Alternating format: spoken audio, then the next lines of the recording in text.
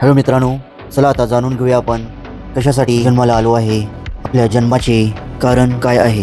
मित्रांनो, आपल्यातील सद्बुद्धीची क्षमता, जीवन प्रगतिशील क्षमता, दयाळू, भक्ती, अतिपौष्टिक, जीवन प्रगतिशील कार्य, सुंदरता, निर्मळता, शांती, सुख, समृद्धी, स्वच्छता, पौष्टिकता, सुंदर स्वास्थ्य, शक्तिशाली, बुद्धिमान मनुष्य, आदरणीय मनुष्य, इमानदार मनुष्य, भजन, भक्ती, गायन, कीर्तन, कला, आनंद, अशा गोष्टींचा प्रचार प्रसार, क्षमता, अशा गोष्टींची परीक्षा पास होण्यासाठी आपला हा मनुष्य जीवन आपल्याला भेटला आहे. हजारो लाखो जन्म पार केल्यानंतर आपल्याला भेटतो हा मनुष्य जीवन. त्यासाठी मित्रांनो, ह्या मनुष्य जीवनात कायम सुंदर कर्म करणे हाच प्रमुख सर्वश्रेष्ठ मुद्दा आहे. जेव्हा तुम्ही सुंदर कर्म कराल तेव्हाच तुम्ही हा मनुष्य जन्म पार कराल. या मनुष्य जन्मात तुमच्या संपूर्ण कर्मांची परीक्षा चालली आहे. त्यासाठी मित्रांनो, या मनुष्य जन्मात पुण्यकर्म करणे हाच सर्वश्रेष्ठ मार्ग आहे. तुमच्या जीवनातील, तुमच्या भविष्यातील सुंदर गोष्टी निर्माण होण्यासाठी. त्यासाठी मित्रांनो, ह्या जगात एक गोष्ट लक्षात ठेवा की तुम्ही कधीही कोणत्याही जीवनिर्जीव वस्तूला कोणत्याही प्रकारचा धोका, दुःख किंवा त्रास दिला नाही पाहिजे. आपण ह्या जन्मात कधीही कोणतेही चुकीचे कार्य केले नाही पाहिजेत. जसे धोकाधडी, एक दुसऱ्याचा पाय ओढणे, एक दुसऱ्यावर जळणे, एक दुसऱ्याचा अपमान करणे, गुन्हा करणे, लबाड बोलणे, विषारी घातक पदार्थांचे सेवन, प्रचार प्रसार, चोरी, लूटपाट, असे कोणतेही राक्षसी कार्य आपण जीवनात केले नाही पाहिजेत. कायम आपला जीवनातील कर्म प्रदर्शन सर्वात सुंदर, इमानदार व सद्बुद्धीने परिपूर्ण असलेला राहिला पाहिजेत. त्यासाठी मित्रांनो, कायम तुम्ही ह्या जीवनात पुण्यकर्मांच्या मार्गावरती चालत सर्वात बुद्धिमान, धनवान, सर्वश्रेष्ठ मनुष्यजीव बनण्याचा प्रयत्न तुम्ही केला पाहिजेत. मित्रांनो, आपल्या जीवनात अनेक कठीण परिस्थिती येतात, परंतु त्या कठीण परिस्थितीला तुम्ही सुंदरतेने, शांततेने मात देऊन सद्बुद्धीचा उपयोग करत सर्वात होशियार, सुंदर व प्रगतिशील बनले पाहिजेत. तुमच्याकडे मित्रांनो प्रत्येक प्रश्नाचे इमानदारीने उत्तर असले पाहिजेत. मित्रांनो, तुम्ही कायम आदरणीय व भक्तिभावनाने संपूर्ण असले पाहिजेत. दररोज पहाटे ब्रह्मवेळेत आपल्या दिवसाची सुरुवात केली पाहिजे. पौष्टिक आहार घेतले पाहिजेत. जंगली आवळ्याचे रस, कडुलिंब रस, नारळ पाणी इत्यादी.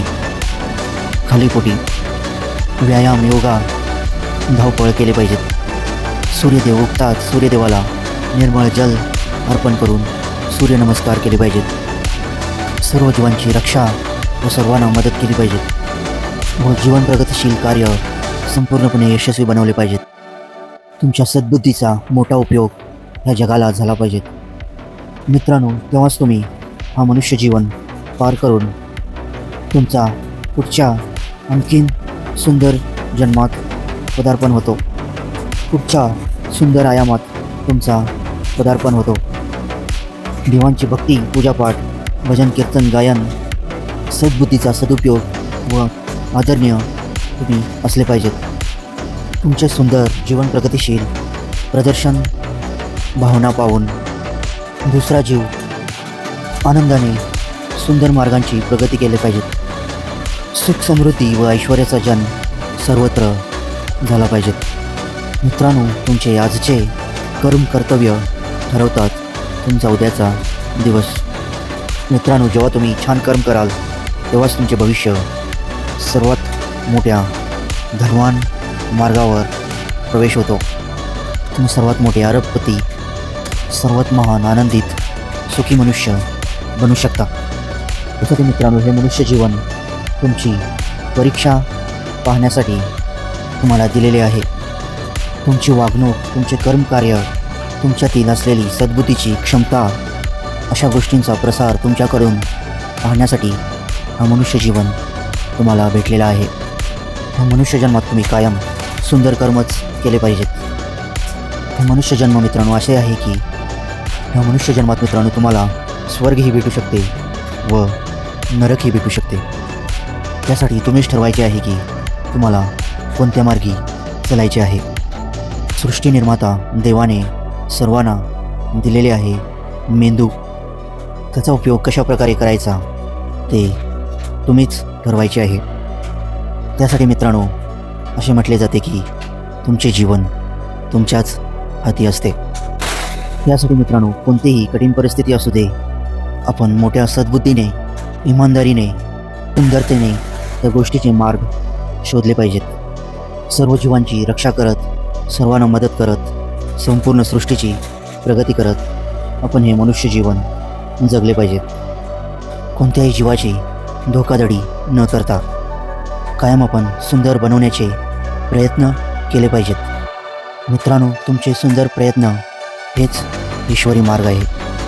मित्रांनो तुम्ही मनात प्रयत्न करतो असे ठरवलं तरी ते देवाच्या मार्गाचे दर्शन बनते. त्यासाठी मित्रांनो तुमचे सुंदर प्रयत्नच तुम्हाला ईश्वराच्या मार्गी घेऊन जातात.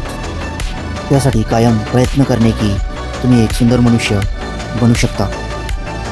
सर्व राक्षसी गुन्हेगारी दुष्ट मार्ग बंद करून आपण सुंदर मार्गांच्या, आपण ईश्वराच्या सुंदर भक्ती मार्गावर चालले पाहिजेत. मित्रांनो पंढरपुरातील भक्त पुंडलिक त्या आईवडिलांची इतकी रक्षा करत असतो की त्यांच्या दारी आलेला साक्षात सृष्टी निर्माता विठ्ठल पांडुरंग थोडा वेळ विटेवरती उभे राहण्यासाठी सांगितले होते. असेच मित्रांनो आपली भक्ती प्रेम सर्वांप्रती असले पाहिजेत. ह्या जगातील सर्व जीव निर्जीव वस्तू आपली जीवन परीक्षा पार करण्यासाठी यात्रा करत आहेत. त्यासाठी मित्रांनो कधीही या जीवनात आपण आपल्या शक्तींचा दुरुपयोग केला नाही पाहिजेत. कायम आपल्या सद्बुद्धीचा सदुपयोग केला पाहिजेत. श्रीराम युगात रावण नावाचा दुष्ट राक्षस सर्वात मोठा ज्ञानी, सर्वात मोठा बुद्धिमान जीव असतो, परंतु तो आपल्या बुद्धीचा दुरुपयोग केल्यामुळे त्याचे जीवन संपूर्ण दुःखी बनते. त्यासाठी मित्रांनो आपण जीवनात कायम सद्बुद्धीचा सदुपयोग केला पाहिजे. संपूर्ण जीवनसृष्टीची प्रगती केली पाहिजे. सर्वात मोठे आदरणीय इमानदार मनुष्य आपण बनले पाहिजेत. तेव्हाच आपण हा मनुष्य जन्म पार करून सुंदर जन्मात आपले पदार्पण होते. वैकुंठ जगात देवांच्या नगरीत आपले पदार्पण होते.